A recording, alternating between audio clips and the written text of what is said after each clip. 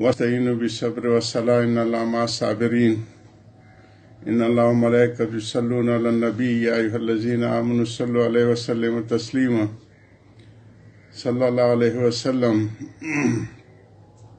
हज़रत की सब्र सलाह से आज हमारी 45वीं नशिस्त है अपने अजीम मुल्क कराची में। हमारा तीसरी नशिस्त है। कल अल्हम्दुलिल्लाह कराची के मिनोरी टाउन की और अपने डॉक्टर रज़ाक सिकंदर और उनके साहबजादगान और हमारे जितने भी अकाबरीन थे उनके साहबजादगान से मुलाकात का शर्फ हासिल हुआ। उनकी कबूर पे भी जाने की हाज़िरी की तौफीक हुई। शबीर अहमद उस्मानी साहब रहमतुल्लाह की भी और सैयद सुलेमान नदवी की भी। ये हमेशा कराची के मामूलात में होते कि इन अकाबरीन की जो वो हैं जो इदारे हैं उनमें भी और उनकी कबूर की भी ज़ियारत की तौफीक होती है। दुआ की तौफीक मिली। कराची के पास चीज़ों में काफ़ी बेहतरी पाई। अल्लाह ताला हमारे मुल्क में बेहतरी अता फरमाए। बिलखुसूस अमन अमान की सूरत हाल बहुत बेहतर हुई। इसी तरह जो मिनोरी टाउन के सामने कह रहे थे कि 20 सालों के बाद वो रोड की कारपेटिंग हो रही थी। सड़कों की भी सूरत हाल बहुत बेहतर है। सुप्रीम कोर्ट नाजायज का वजीर से भी वो बड़े बड़े प्लाजे खाली करके रोड के बीच में सड़कें बड़ी बड़ी टावर्स खड़े कर दिए थे। तो बेहतरी की कुछ शक्लें जो है गुज़श्ता हमारे सफ़र से ये हुई। अल्लाह ताला हमारे मुल्क की इसी मुल्क की इसके असासों की इसकी बुनियादों की नज़रियाती जोग्राफियाई हुदूद की हिफाजत फरमाए। हज़रत के मज़मून को आगे बढ़ाते हैं। कल भी इसका कुछ थोड़ा जिक्र आया था और आज तो चूँकि तफसीली आएगा। अल्लाह ताला हमारी हिफाजत फरमाए। एक तो है कि हराम को हराम समझना और उसमें अगर कोई मुब्तला हो जाता है तो तौबा की तौफीक मिलती रहती है। हराम को हलाल करने की ये फिर कुफ्र है। तौबा की तौफीक भी सल्ब हो जाती है। तो हज़रत सूद और रिबा और रुबा ये इसकी कल से बात चल रही थी। आजकल तो इस्लामी बैंकों का सारे आलम में एक तूफान है जी खड़ा है जी। जब तक ये सारे मॉनिटरिंग फंड वगैरह इंटरनेशनल IMF वाले और वर्ल्ड बैंक के शिकंजे में हैं और ख़ुद स्टेट बैंक को इनको रात को रिपोर्ट करनी पड़ती है तो मुश्किल है ये चीज़। लेकिन देखिए हज़रत की बात को बढ़ाते अपनी बातें हमारी क्या होंगी। एक शख्स ने ये गज़ब किया कि सूद की हिल्लत पर एक रिसाला लिख मारा।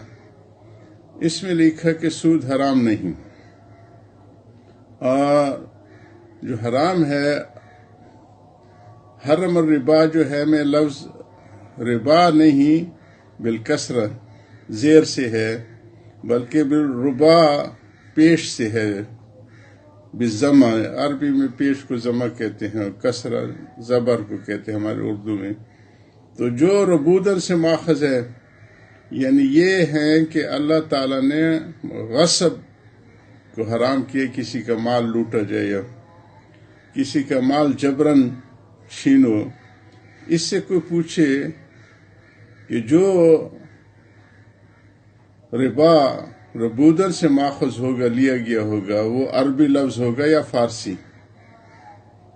जालिम ने कुरान को फारसी का कुरान बना दिया मगर गनीमत है कि उसने ऐसी तारीफ की कि जिसकी गलती पर मुसलमान मुतले हो जाता है और बाज़ ऐसे दुख देते हैं जिससे अवाम गुमराह हो जाती है। आज इसमें ज़्यादा इब्तिला है जी। हमारे सारे दीनी मदारस की तलबा को एक धुन होती है कि बस हम निकलें और किसी बैंक में मुलाजमत अख्तियार करें। सारे आलम में जनूबी अफ्रीका में जहाँ भी गए हैं बच्चों का एक आइडियल जॉब यही होते किसी बैंक में हमें इस्लामिक डेस्क में। और होता क्या है जी बस उनसे दस्तखत ले लिए जाते हैं और वो काम चलाते हैं। अल्लाह ताला हमारी इस्लाह फरमाए, इनफरादी भी इज्तिमाई भी। ہمارے اداروں کی بھی، جس کی غلطی پر مسلمان مطلع ہو سکتا ہے۔ ایک طالب نے یہ غصب کی، یہاں تک کل ہم پہنچے تھے کہ زمان امتحان میں دن کی نماز میں قصر کیا اور وجہ یہ بیان کی کہ مجھے فیل ہونے کا خوف ہے، اور خوف کی حالت میں قصر جائز ہے۔ انا للہ و انا الیہ راجعون۔ اسی کو ہمارے حضرت علامہ محمد اقبال سے کہتے خود بدلتے نہیں، بدل دیتے ہیں قرآن کو، کیونکہ قرآن میں ہے فَلَيْسَ عَلَيْكُمْ جُنَاحٌ أَن تَقْصُرُوا مِنَ الصَّلَاةِ إِنْ خِفْتُمْ۔ ایسی حالت میں تم پر نماز قصر کرنے میں کوئی گناہ نہیں۔ آگے ان خفتم دوسری آیت کے ٹکڑوں میں لائے، ایک حصہ لے کے دوسرے جوڑے تھے، کٹ پیسٹ کی، تو اب تو آج کل تو بہت زیادہ مرض ہے۔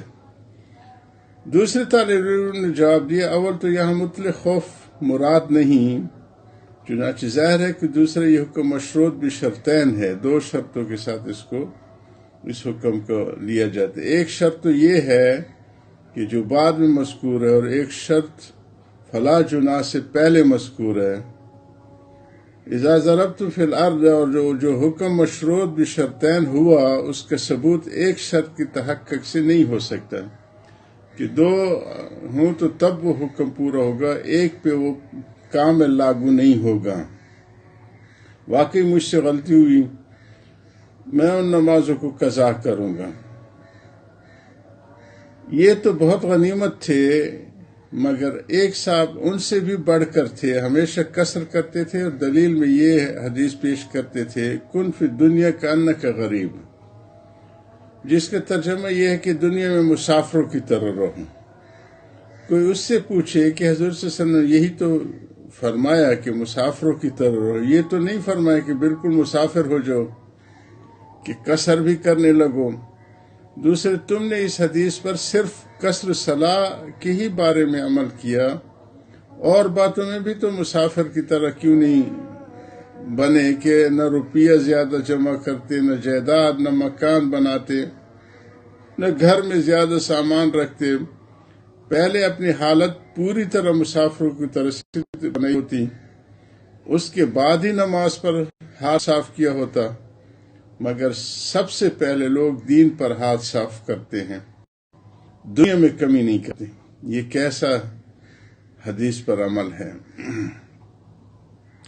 آج کل اس کا بھی بڑا خبط ہے جی، ہمارے یہاں بیٹے نعمان بتا رہے تھے، ایک مولوی صاحب وہ کہتے ہر حدیث میں روز عمل کرتا ہوں۔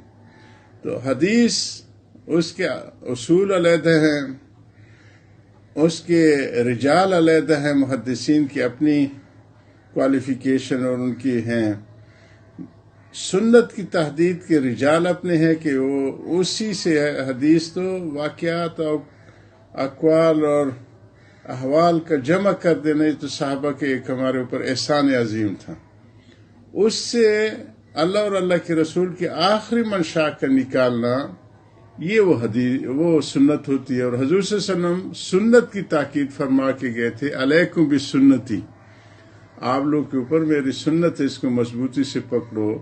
دو چیزیں میں چھوڑے جا رہا ہوں، ایک قرآن فرمائے اور دوسری سنت، یہ نہیں فرمائے کہ میرے حدیث۔ تو حدیث میں تو فتح مکہ سے پہلے کہ اور حالات تھے، فتح مکہ کے بعد ہوئے، اور وہ سارے جمع کر کے صحابہ احسان عظیم کر کے، فنڈامنٹل تو وہی کتابیں ہیں، لیکن پھر وہی بات چھلکے والی حضرت والی آ جاتی کہ بس علم ذہن والوں کی نظر چھلکے پہ جم جاتی، گودے پہ نہیں پہنچ پاتے۔ تو گودے پہ پہنچنے والے فقہا تھے کہ جنہوں نے عمر لگا کے وہ امت کے لیے آسان فرمایا، تو وہ چھوڑ دیتے ہیں، کہتے ہم حدیث پہ عمل کر رہے ہیں۔ ایک صاحب نے مجھے لکھا، وہ کنیزوں کی جو اس وقت لباس تھے، کہ حدیث میں تو یہ بھی آتا ہے جی، خدا کا خوف کرو، حدیث میں تو بہت سی چیزیں ہیں، حدیث میں تو، اور اس پہ بعض علاقوں میں عمل بھی کیے جا رہے، انا للہ و انا الیہ راجعون۔ ڈرائیور لے آتے فلپینی وغیرہ دوسرے ملکوں کے، اور وہ اپنی بیوی کو دودھ پلا دیتے کہ رضائی ان کی ماں ہو گئی ہے جی۔ تو رضا بالکبر کے تو شروع میں جو ہے اس کو حرام کی آیت نازل ہو گئی تھی، 2 سال کے بعد تو باہر کہتے یہ حدیث میں تو کنیزوں کے لباس کی بھی لے آتے ہیں کہ ان کا لباس تو ایسے تھا جی. اللہ تعالی ہمیں فہم بھی عطا فرمائے اور اپنے بڑوں کی تعلیمات کو ماننے کی توفیق بھی عطا فرمائے. آخر دعوانا الحمدللہ رب العالمین.